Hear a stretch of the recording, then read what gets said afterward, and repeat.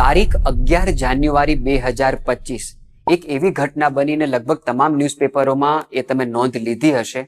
માત્ર 8 વર્ષની ધોરણ 3માં ભણતી એક નાની અમથી બાળકીને 19 સેકન્ડની અંદર કાર્ડિયાક અરેસ્ટનો એટેક આવ્યો અને 19 સેકન્ડની અંદર એમ્બ્યુલન્સ આવે તે પહેલા એ માસૂમ બાળકીએ પોતાના પ્રાણ પખેરું ઉડાડી દીધા. આપણે નાના બાળકોને જે વિવિધ પ્રકારના packet food, junk food, process food, ઠંડા પીણા જે પીવડાવીએ છીએ અને એના કારણે બાળકના શરીરની અંદર વિજાતીય દ્રવ્યો ટોક્સિન એટલી માત્રામાં હવે જઈ રહ્યા છે કે બાળકનું શરીર એને ડાયજેસ્ટ કરી શકતું નથી, બાળકનું શરીર એને પચાવી શકતું નથી અને હૃદય તુરંત કોલેપ્સ થઈ જાય છે.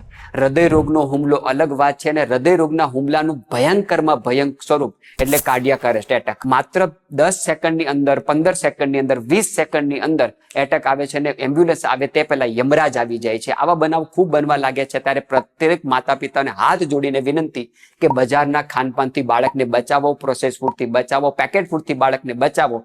આવી ઘટના તમારા દરવાજે પણ દસ્તક આવશે ને એવા વહેમમાં ન રહેવું કે તમારા બાળકને કશું જ નહીં થાય.